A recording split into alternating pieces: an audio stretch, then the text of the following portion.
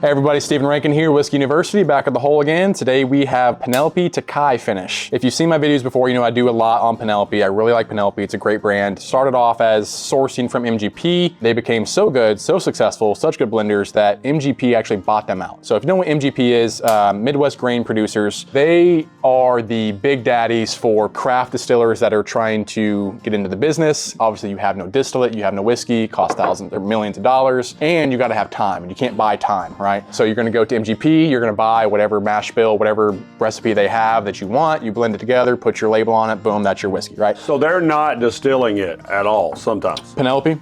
No, I'm saying we call it an NDP, a non-distillate producer. So this is Tokaji finish. So this is a Hungarian wine. A finish means this is a bourbon, right? So it's aged in new charred oak. It's 160 off the still. It's 125 into the barrel. It's 80 into the bottle, right? Minimum, that's the requirements. It's 51% corn, made in America. However, it's finished. So finish is a broad term because there's no requirements on how much stuff can be left in the barrel. So if I have a wine finish, there's no law that says how much wine can be left in that barrel. So I would take the Hungarian, Hungarian wine barrel, right? So I have my bourbon, I take it out of that barrel. I put it into my rum cask or my wine cask or my port cask, whatever it is. There's no requirement on how much wine has to be left in that barrel. So it could be. So they're mixing it with There could be a few gallons. There could be a few gallons left in that barrel, right? So the thought would be, hey, it's just the remnants and that's kind of left in the wood, right? That's what you think. And it probably is most of the time, but this one smells a heck of a lot like a red wine. Okay. All right, so what are y'all getting on the nose? I don't know, I like it already just because you said red wine. I haven't even really tasted it.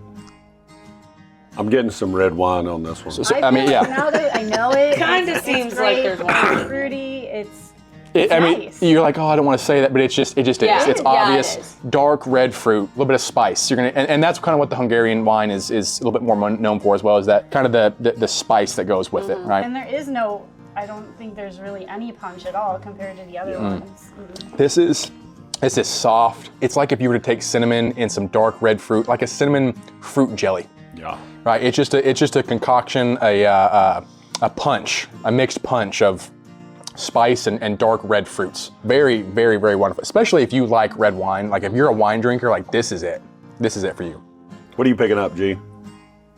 So I usually drink white wine if I'm gonna drink wine. I do the occasional red with him, but I do like it. Yeah. And it's, I mean, if I close my eyes and like really think about it, Right. I could get red wine. And he actually orders very, like he'll say, I want the spiciest red they have. Yeah. It's got so some, I mean, it kind of smells like that. Right. It's not dry though. It's not a dry taste to me. Yeah. This one feels like I get more alcohol on the finish than I do on the front. Is that what? No, I agree. The front, so the front of that palate is, gosh, it's almost water. Like it's like, oh my gosh, is there anything there? And then it starts opening up on the back of the palate. Absolutely. What do y'all think? Rankin. Stephen Rankin. I was just about to say that. Rankin. I'm gonna go in between the other two. 71. 71. Yeah, you heard my notes.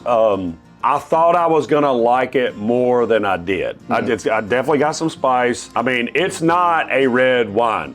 We can put you on some red wines that taste way better than this. Again, I'm not a bourbon guy. Totally fine. But I'm right in that same range, lower 70s, 72, just to, Price is Right. I agree too. I thought I was gonna like it more than I did as well. Yeah. But that first one was my favorite. First one? I would definitely agree. So probably, I know I ranked the second one lower, but this is probably about a 70. 70? Okay, so I was gonna go 70 as well. Yeah. God, we're right in there together. Yeah, so I think this is really, really good. 9 times out of 10, I'm not a big finished bourbon person. I'm getting into it more. What I do like a lot is I like finished rye. So whenever you're finishing rye in like a rum or wine, stuff like that, I love the spice and complexity that rye can give, but also the fruit and boldness that some of these wine finishes will give to you. I'm not gonna pour this to drink by myself at night. Right. This is always gonna be this kind of situation. Hey, Kind of a little bit of a novelty, maybe? Yeah, absolutely. Yeah. Hey, I got this bottle. It's Hungarian wine. It's super cool. Hey, you want to try this? You like wine? Hey, We you'll can probably talk like about it. Yeah. But I'm never gonna pull this out of my cabinet like, dang, I want a good drink and just relax tonight. I want That's to never with gonna the Hungarian wine bourbon. But I So still what think is it's your good. go-to then? My go-to actually recently has been, and I'm gonna do some videos on a few of these soon. Double oaked rye. So I really like rye and the barely legal rye specifically. So barely legal is 51% rye at least, 51%. You get all the rye spice, you get all the flavor that rye brings, but when you double oak it, it gives you so much more char and so much more caramel and dark burnt sugar. Yeah. So you get that spice, and then when you sit with it for a while, all that flavor opens up and you get this deep, like you were to put a brown sugar glaze on a piece of charcoal and just suck on Like it. an extra. What's the creme brulee? Yes, just burnt dark brown sugars. So that is actually my favorites. If I'm gonna sit with something, especially outside by a fire, it's a double oaked rye. Those are my favorites. Ironically, on that same deal, again, I'm not a huge bourbon guy, but one of my favorite, call it guzzle wine, right? It's not going to break the bank if you open it, sip it, whatever, is a cab that's aged in bourbon barrels. And it gives that extra spice to it. It's really good. Yes, very good, very good. This is Penelope again. Try, they got, gosh, they probably got 15 or 20 by now. And they range in price from $30 to like $120, and they're readily available. I don't know of a liquor store that doesn't have Penelope. Go try them out. You're not gonna go wrong. The worst case scenario, it's good. Worst case scenario, it's good. Great brand. And if you have this, let us know what you think. We'll see you next time.